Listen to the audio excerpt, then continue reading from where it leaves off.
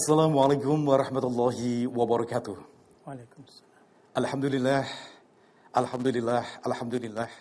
Rabbi israhli sadri, wa yassirli amri, wahlul 'uqdatam min lisani yafqahu qawli.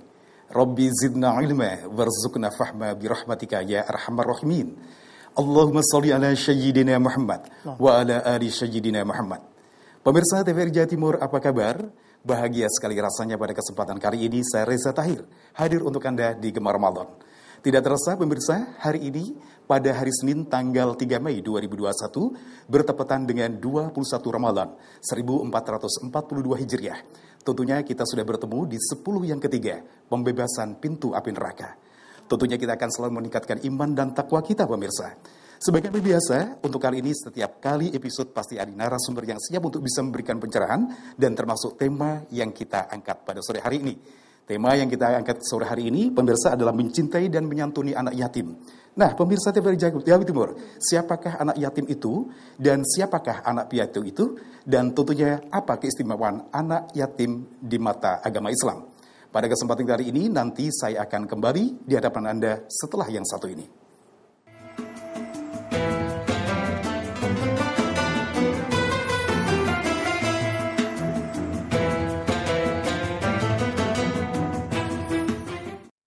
Baik, pemirsa TVRI Jawa Timur, sekali lagi sesuai dengan apa yang saya sampaikan tadi, bahwasanya kita sudah datang di sini dan sudah datang narasumber kita yang siap untuk bisa memberikan pencerahan pada kita. Dan ini adalah luar biasa ketika kita dihadiri, narasumber kita adalah Ketua MUI Jawa Timur dan sekaligus Katib PWNU Jawa Timur dan Wakil FKUB Jawa Timur. Beliau adalah Bapak Kiai Haji Syafruddin Syarif. Segera kita sapa. Assalamualaikum Pak Yai. Waalaikumsalam warahmatullahi wabarakatuh. Apa kabar Pak Yai? Alhamdulillah baik-baik aja Mas Reza. Sehat ini alhamdulillah. Amin, tetap sehat ya. Amin, Pak Yai. Iya. Resepnya apa Pak Yai? Ya resepnya pokoknya kita pasrah saja sama Allah. Begitu ya, ya. Mengalir saja dan tentunya husnudon dengan Allah. Betul. Seperti itu ya. Baik, Pak Yai. Kegiatan-kegiatan untuk saat ini apa saja Pak Yai? Selain tadi yang saya sebutkan Ketua MUI, Jatim, mungkin apa lagi?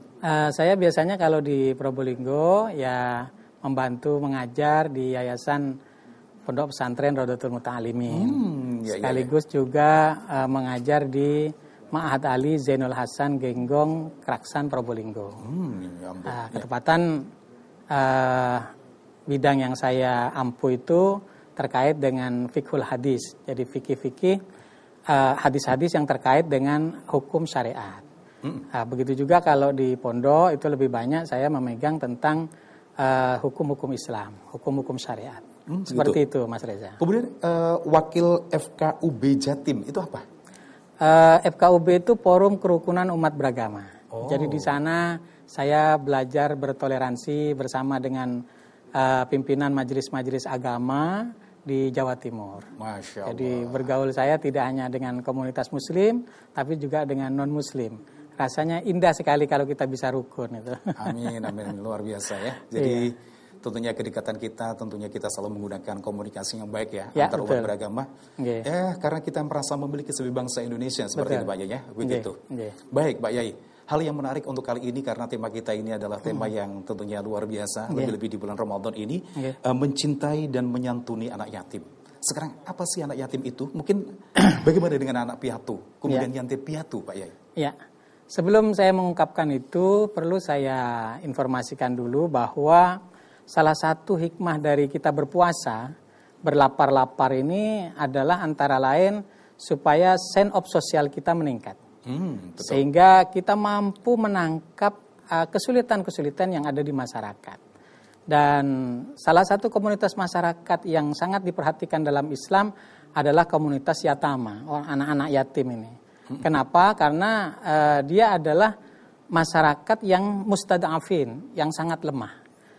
Terkait dengan pertanyaan tadi, memang betul mereka dikatakan mustad'afin karena definisi daripada anak yatim kalau menurut tafsir Al-Quran itu adalah man mata abuhu. Jadi orang yang ditinggal mati, yang ditinggal meninggal oleh ayahnya. Itu anak yatim? Ya, itu anak yatim. Kalau sudah dua-duanya bahasa kita yatim piatu. Tetapi di Indonesia biasanya walaupun meninggal ibunya juga anak yatim walau bapaknya masih ada. Tetapi kalau dari sisi agama itu belum dikatakan yatim. Kenapa? Karena kalau masih ada ayahnya, itu kehidupannya masih normal-normal saja. Dari sisi ekonomi dia tidak kekurangan. Walaupun tentu dari sisi psikologi mesti ada yang kekurang tentu ya. Karena orang tuanya meninggal satu seperti itu. Jadi tetap orang Indonesia mengatakan walaupun yang meninggal ibunya itu yatim. Tapi kalau definisi di dalam tafsir Al-Quran maupun definisi di dalam ahkam syariah, yang namanya yatim itu adalah yang meninggal ayahnya. Itu atau meninggal ayah dan ibunya. Itu baru yatim. Bahasa kita yatim piatu. Seperti itu Mas Reza. Batasan untuk anak yatim itu usia berapa sih Pak Yai? Ya, mereka dinamakan yatim ketika meninggal ayahnya kalau umurnya sebelum balik. Jadi kalau sudah balik, definisi yatimnya hilang. Begitu seperti ya? itu. Begitu. Balik ini kalau dalam Islam ada 3 tanda. Yang pertama, anak itu dikatakan balik kalau sudah berumur 15 tahun. Yang kedua dikatakan balik belum umur 15 tahun tapi sudah mimpi basah. Iya. Atau sekarang ini sudah maju, yaitu wanita perempuan, anak-anak perempuan yang head. Nah, saya punya murid perempuan kan cukup banyak tuh. Iya. Pada waktu saya mengajar tahun 85 itu biasanya anak-anak sanawiyah umur sanawiyah kelas 2, kelas 3 itu baru head. Nah, sekarang ya, itu anak kelas 6 SD Madrasah Ibtidaiyah atau paling akhir kelas 1 sanawiyah SMP itu sudah head. Artinya umur head ini sekarang maju ini.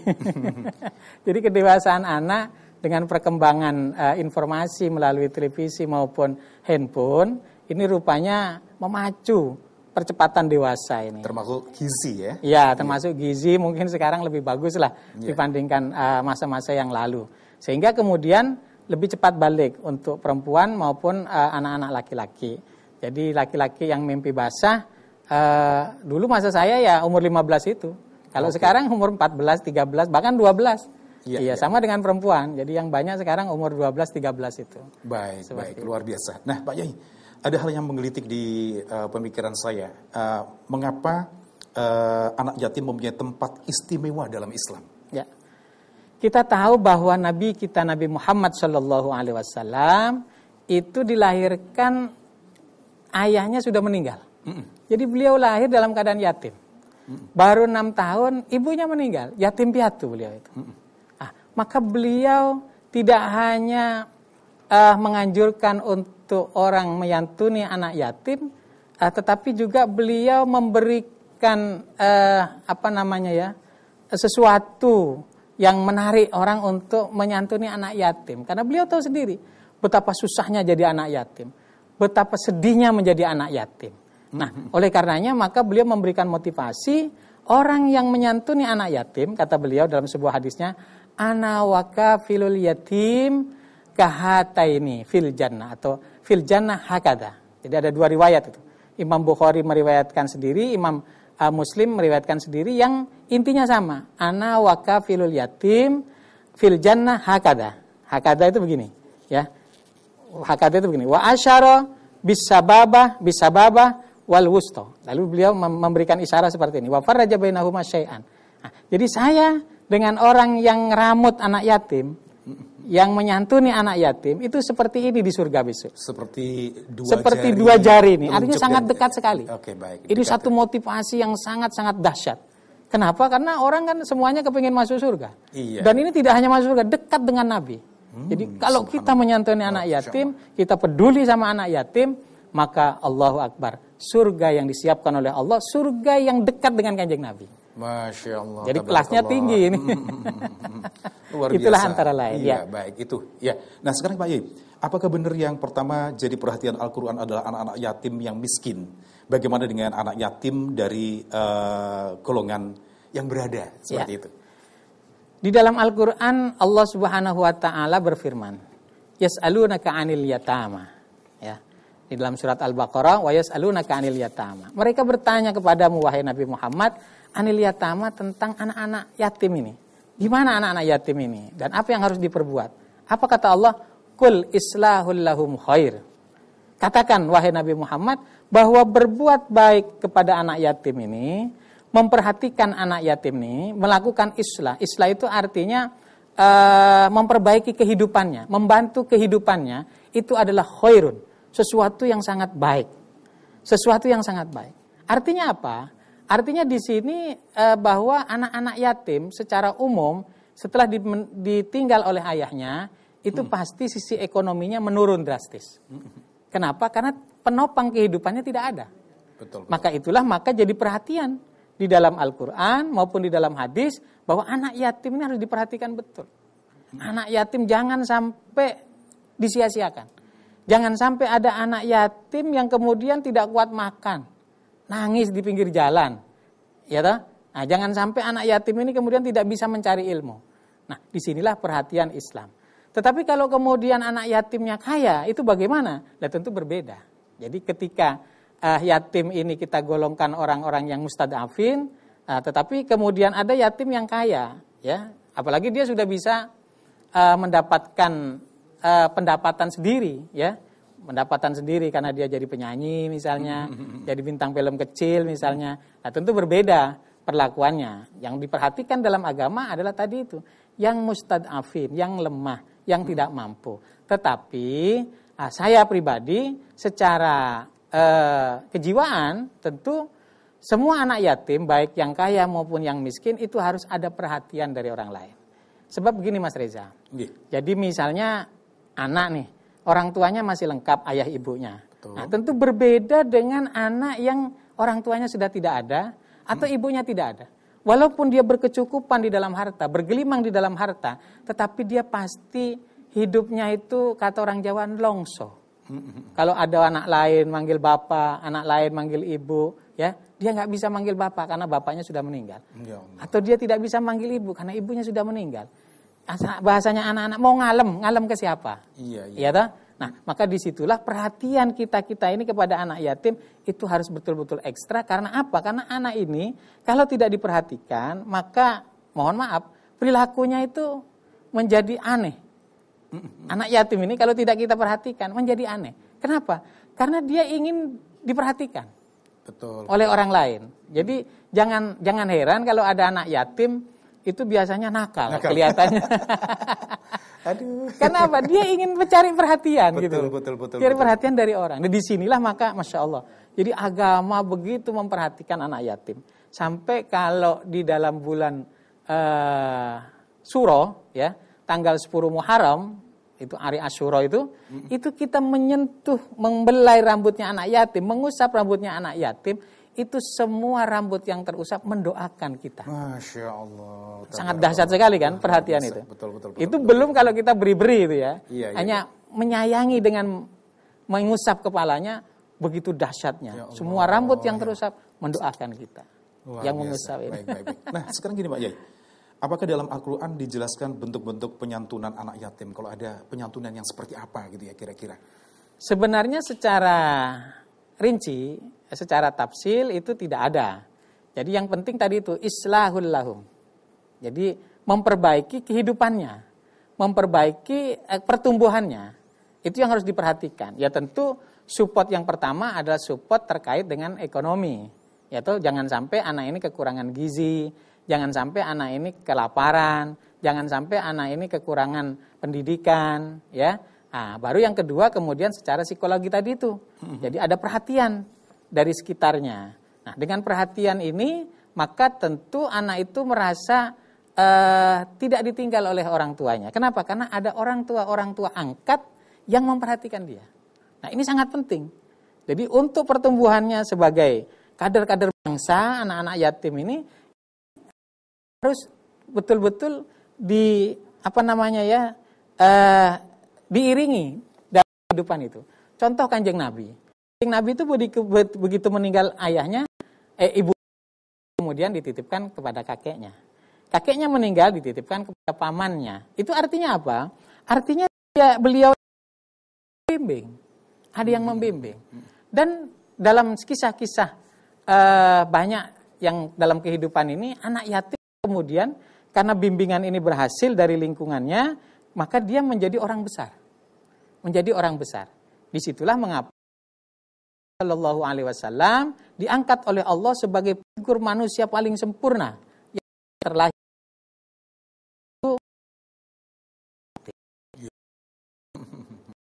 Kenapa? Karena beliau mampu melihat kehidupan ini dari yang paling susah, dari kehidupan yang paling tidak punya orang apa.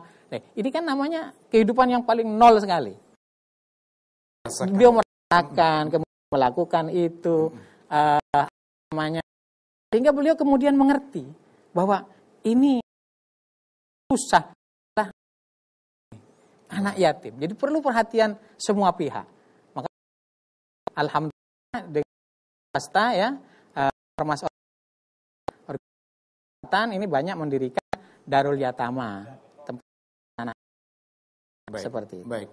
Pak Yai, ada hal yang nanti akan, namun kita lanjutkan setelah jeda pariwara. Monggo.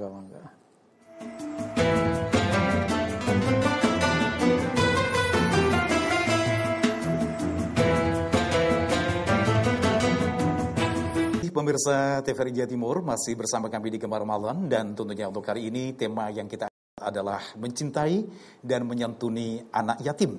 Dengan narasumber kita, beliau adalah Kiai Haji Syafruddin Syarif yang tentunya bisa memberikan pencerahan pada kita.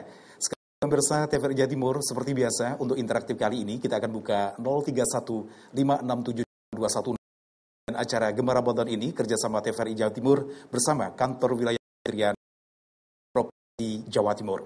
Baik, saya berikan kesempatan bersama TVRI Jawa Timur, dan tentunya yang kita rasakan ketika kita bersama dengan anak yatim, tentunya kita seperti dua jari kita, di mana jari telunjuk tengah sekali seperti itu.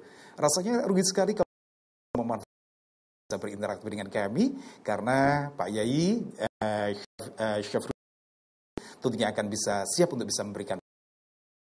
Pak Yai, sambil ini Pak Yai, kita nanti akan tunggu untuk pemirsa yang akan telepon. Apa sih sebenarnya keuntungan? Mungkin dibuat rinci ya, keuntungan ketika kita mengasuh anak yatim. Ya. Yang pertama, kalau kita mengasuh anak yatim itu, Masya Allah, maka pertolongan Allah itu akan datang kepada kita. Subhanallah. Sedikit orangnya kesulitan, kemudian dia diberi saudara meninggal, anaknya yatim ini tiba-tiba saja ekonominya melonjak. Iya, baik. Seperti itu. Ini sudah ada yang tidak sabar ini dari pemirsa. Monggo. Kita lanjutkan lagi. Silakan. Baik. Assalamualaikum.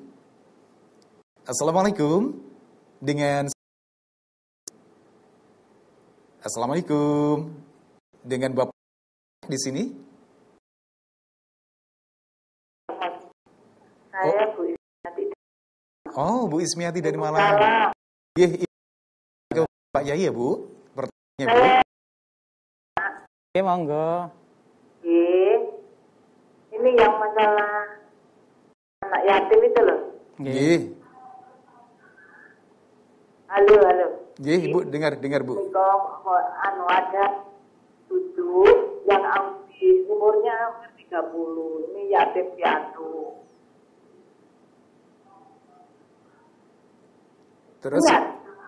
Terus pertanyaannya, Bu?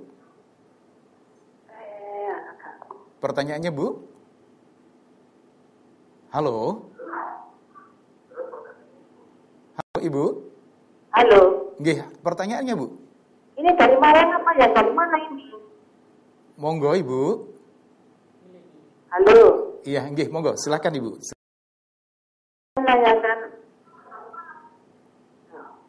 Iya. Ini barengan ya? Baik. Kami Saya dari Malang, ya. Nggih, monggo, Ibu. Silakan, Ibu.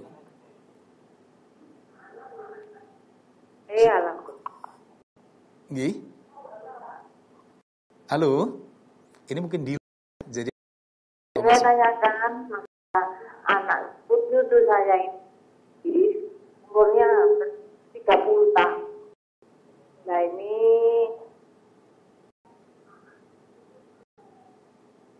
umur 30 tahun. Nggih, Bu. Terus gitu kakak sekali kita ini kalau ngirim uang saya titipkan gitu, nggak pernah dikasihkan atau dikasihkan kita kurang tahu ya, kita jatah. Tapi ya saya titipi cuma diberikan cuma 2 bulan. Itu gimana hukumnya itu? Oh, oke, baik, sudah. Hanya Cukup. itu aja, saya terima kasih. Terima kasih, Bu. Assalamualaikum warahmatullahi wabarakatuh. Iya, baik. Terima kasih. Sudah bisa difahami, Pak ya. Ya. Geti sudah mendapatkan Ya, cukup. kiriman. Terima kasih. Iya. Iya. Sudah mendapat kirim sekian, tapi diberikan sekian gitu, seperti itu.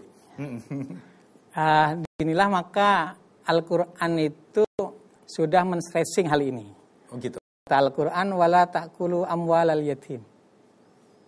Jangan sekali-kali kamu memakan hartanya. Jadi kalau kiriman itu 3 juta misalnya, jangan dikirimkan cuma 2 juta. Jangan dikurangi. Karena yang kita makan itu, yang miliknya anak yatim, itu katanya Gusti Allah sama dengan memasukkan api ke dalam perutmu. Ya, jadi oleh karena itu, hati-hati sekali berhadapan dengan anak yatim. Jangan sampai kita memakan hartanya anak yatim ini. Dan tadi saya sudah katakan bahwa yatim ini dihukumi yatim kalau dia belum balik. Kalau sudah balik maka bukan yatim. Tapi sekali lagi saya katakan, kalau kita mengasuh anak yatim itu sangat baik sekali. Tapi tolong hati-hati. Jangan sampai kita peras anak yatim ini justru untuk mencari. Jangan. Untuk keuntungan kita. Gitu. Iya, untuk kepentingan kita jangan. Tapi untuk kepentingan dia, untuk kepentingan anak yatim. Kalau bisa kita nyumbang. Jangan sampai ambil sumbangan-sumbangan yang dikirimkan untuk anak yatim.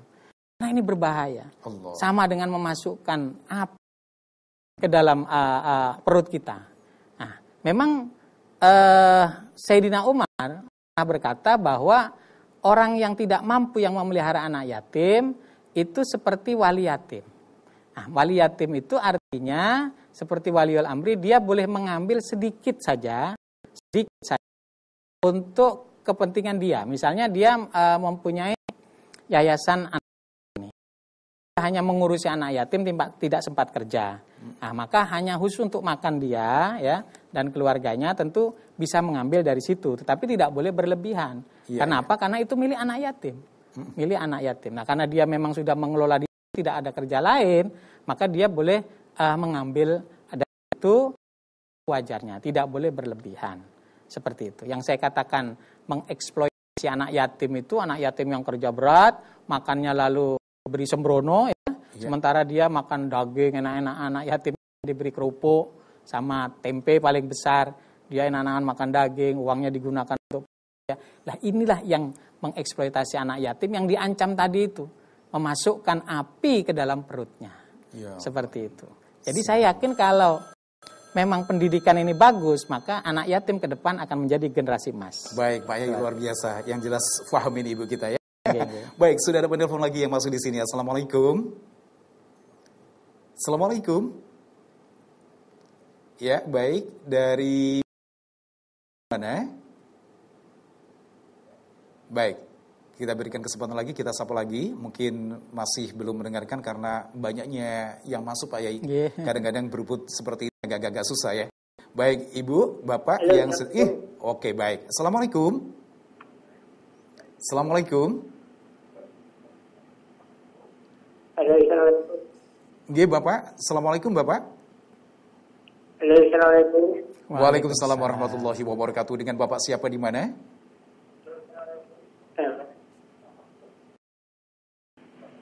Nggih, Bapak.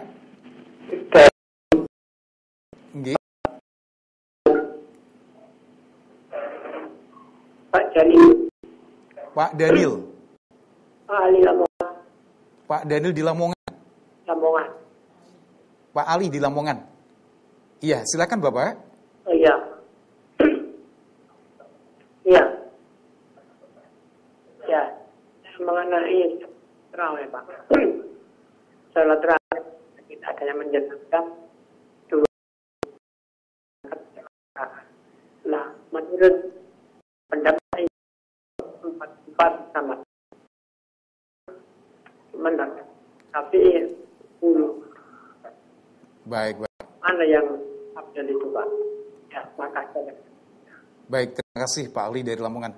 Ini di luar konteks, tapi tidak apa-apa Pak. Ya, tentang sholat tarawih itu ada yang sekian rakaat dan sekian itu bagaimana gitu ya. Mungkin seperti itu. Ya. Di dalam kitab Bidayatul Mujtahid, karangan Ibnu Rus, ya, Ibnu Rus katakan bahwa orang sholat tarawih itu ada yang 40 rakaat, ada yang 36 rakaat, ada yang 20 rakaat, ada yang 8 rakaat. Ya, kemudian mana yang benar? Ya, semuanya baik. Semuanya baik. Yang tidak baik dan tidak benar yang tidak sholat. Iya. Ya, kalau memang kita cari yang lebih baik, ya yang lebih banyak. Ya toh? Tentu lebih banyak lebih bagus. Jadi misalnya kenapa? Karena di sini adalah tempat untuk memperbanyak amal. Di dalam sebagian organisasi di Indonesia, sholat tarawih ini disebut dengan Qiyamul Lail.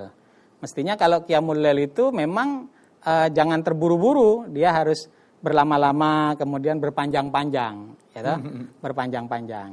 Nah, sementara ada juga yang 20, tapi terlalu cepat. Nah, ini juga tidak benar, sampai meninggalkan rukunnya tumaknina. Itu baik, salah itu. Iya. Saya rasa penjelasannya cukup ini Pak Yai. Sudah ada telepon lagi, kita monggo silakan. Assalamualaikum warahmatullahi wabarakatuh. Dengan siapa di mana?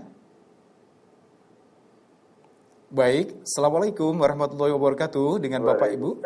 Oh, dengan Bapak. Nggih, Bapak siapa di mana, Pak?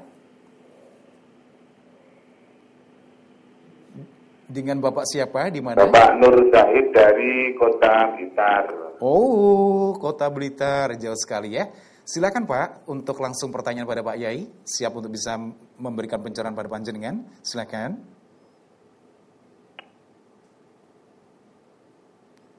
Ya, Assalamualaikum Mbak Yai. Waalaikumsalam warahmatullahi wabarakatuh.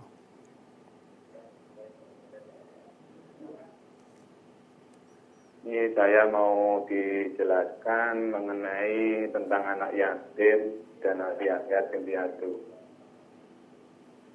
Nggih. Monggo. Pertanyaannya, Pak? Di sekarang banyak sekali menyantuni anak-anak yatim. Nggih. Bahkan di bulan Ramadan ini kan berlomba-lomba untuk menyantuninya. Nggih. Lanjut. Ya, saya tanya tadi, di luar sana itu masih banyak anak, ya nuwun sewu ya ini.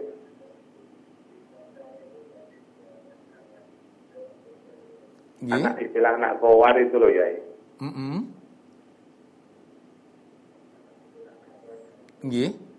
Ya ini kenapa ya istilah anak itu kok tidak mendapatkan tempat untuk disantuni juga ya. Ya. Cukup Bapak? Ya ini terima kasih pertanyaan dari saya ya. Wassalamualaikum warahmatullahi wabarakatuh. Waalaikumsalam warahmatullahi wabarakatuh. Pak Is sudah bisa difahami ya? Belum tadi, anak kowar. Anak kowar itu kalau setahu saya itu anak yang lahir di luar nikah gitu ya. Jadi mungkin ayahnya tidak ngurusi lagi seperti itu. Itu yang terjadi di masyarakat seperti itu. Ya. Jadi seperti ini Bapak yang dari Blitar tadi. Betul. Ya, yang jadi penanya. Saya katakan di awal bahwa Islam sangat memperhatikan al-mustad'afin fil mujtama. Jadi orang-orang lemah di masyarakat yang tidak mampu eksis hidup sendiri, seperti anak-anak yatim ini harus ada perhatian dari kita sebagai orang yang mampu, sudah hidup cukup dan bisa berdiri sendiri untuk membantu. Apalagi anak yatim ini adalah tunas-tunas muda yang akan berkembang. Nah, kalau kemudian ada anak khawar tadi itu ya. Betul. Anak khawar, anak yang lahir di luar nikah, ini mestinya itu juga harus kita perhatikan. Karena apapun dia dilahirkan oleh siapa, dia adalah manusia. Iya. Yang butuh bantuan. Dia sementara tidak punya bapak. Ya bapaknya lari kan. Orang tuanya tidak ngurusin. Orang tuanya nggak ngurusin. Kadang ibunya juga nggak perhatian. Iya. Justru dia harus lebih diperhatikan. Iya. Ya, harus lebih diperhatikan. Tapi pertanyaannya, apa anak yang berlabel khawar ini mau tetap dilabeli dengan khawar? Tentu kan tidak kan. Iya. Nah, maka kemudian kita kesulitan. Ini permasalahannya. Nah, kalau kita tidak kesulitan dan kita tahu bahwa ini anak yang tidak hanya orang tua lakinya saja yang tidak memperhatikan, tetapi juga ibunya tidak memperhatikan, nah, maka kita harus mengambil tanggung jawab ini kalau kita mampu. Jadi siapapun orang yang membantu orang yang kesusahan, maka Allah akan menolong dia. Jadi kata Kanjeng Nabi, innallaha fi aunil abdi madamal abdu fi auni akhi. Barang siapa yang menolong hambanya yang sedang kesusahan, termasuk anak-anak ini, bukan hanya kesusahan, sangat kesusahan dia. Tidak ada perhatian, terlunta-lunta. Status sosialnya juga. Status sosialnya Masya Allah ya. Nah, maka kalau kita mengambil peran ini untuk memperhatikan, maka kita akan ditolong oleh Allah. Dulu ada seorang kiai itu yang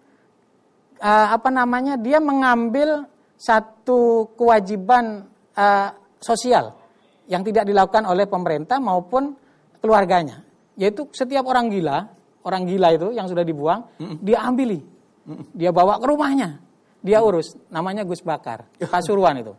Masya Allah, itu beliau jadi terkenal, jadi hebat, ya gara-gara itu.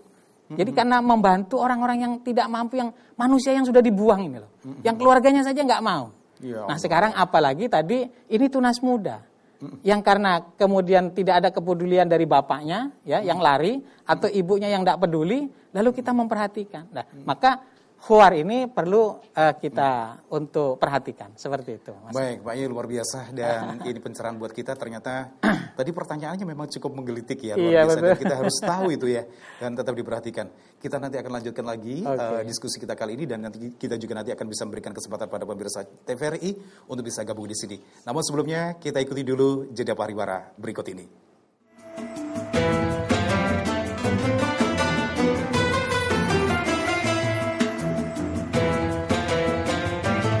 Baik, pemirsa TVRI Jawa Timur masih bersama kami di Gemar Ramadan TVRI Jawa Timur, dan tentunya untuk saat ini saya masih membuka kesempatan untuk Anda untuk bisa bergabung di sini di 031 5678216, dan tema yang kita angkat kali ini adalah mencintai dan menyantuni anak yatim.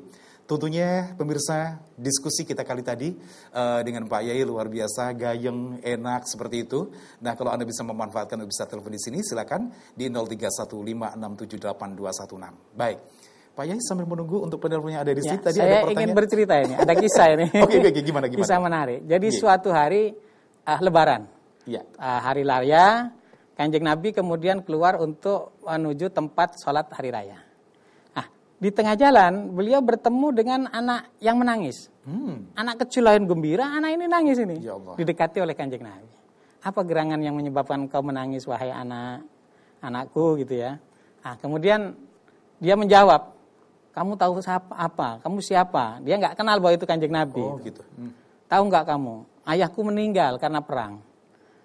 Mereka enak pakai baju baru, mereka enak bergembira karena orang tuanya ada. Orang tuaku tidak ada, maka aku menangis, tidak punya orang tua. Maka lalu dituntun Kanjeng Nabi tidak jadi ke tempat sholat, dituntun anak ini pergi kembali ke rumah beliau. Pulang ke rumah beliau, maka kemudian sebagian baju cucunya diberikan, ya Hasan Hussein itu, ya diberikan untuk dibuatkan baju yang bagus itu, yang dipakai.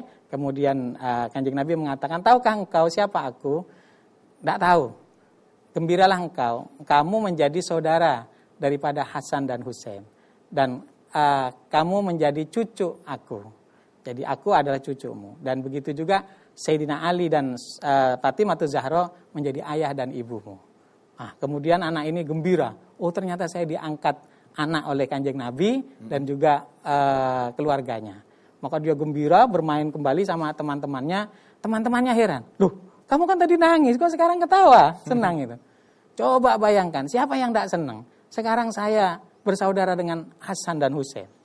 Sekarang Sayyidina Ali dan Siti Fatimah itu menjadi ayah dan ibu saya. Waduh. Nabi Muhammad menjadi mbah saya, menjadi kakek saya.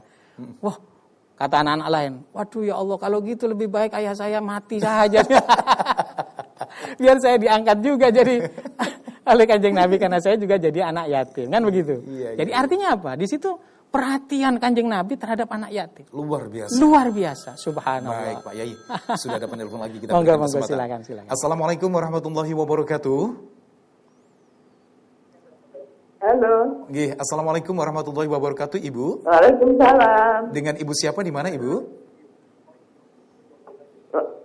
Iya. Dengan- Ini dari Ibu Kusaro, Paciran Lamongan. Oh, Paciran Lamongan. Masya Allah. Nggih, Ibu, silakan Ibu. Iya. Ya, Pak, anak saya itu punya yatim 4, ya. Anaknya yatim 4. Ya, terus hari-hari ini kehilangan barang, Pak. Memang hidupnya kecukupan.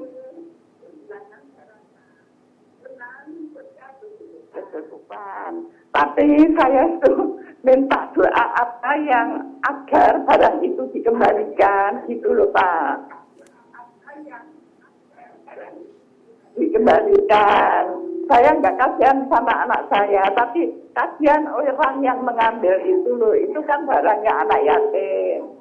Biar urusan ini cukup di dunia saja, tidak sampai akhirat nanti, gitu loh. Baik. Cukup Ibu? Cukup? Mohon doanya Pak, mohon gimana doanya? Oke. Cukup, sekian. Assalamualaikum warahmatullahi wabarakatuh. Waalaikumsalam warahmatullahi wabarakatuh. Ibu dari wabarakatuh. Paciran Lamongan. Iya, tunggu nih.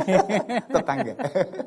Silakan Pak Yai. Ya, manusia itu Ibu adalah orang makhluk yang sering berbuat salah. Jadi kullu bani Adam khata'un wa khairul khata'ina at-tawwabun. Setiap orang itu melakukan kesalahan. Dan sebaik-baik orang yang melakukan kesalahan adalah yang segera bertaubat.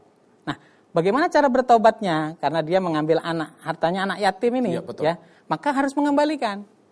Jadi kalau dia misalnya telah mengambil tadi 1 juta, ya mengambilkan 1 juta. Ya, alhamdulillah kalau lebih, karena dia menghitung misalnya lama ini saya ngambilnya, dia kembalikan lebih. Alhamdulillah. Nah, kalau dia ngambil 2 juta, begitu juga kembalikan 2 juta. Alhamdulillah kalau mengembalikan lebih. Nah, setelah itu minta doa kepada anak yatim. Ya, minta doa kepada anak yatim. Ya, sekarang kalau anak yatimnya sudah besar, bagaimana? Ya itu tetap masih haknya. Kalau memang dulu ngambilnya adalah haknya dia, ya, walaupun sekarang sudah besar tetap menjadi haknya dia. Jadi kan tadi definisi yatim kan sebelum balik. Setelah balik bukan yatim, tapi tetap dikembalikan kepada dia karena itu disebut dengan hak adami. Hakul adami itu memang berat. Ya betul Ibu tadi itu.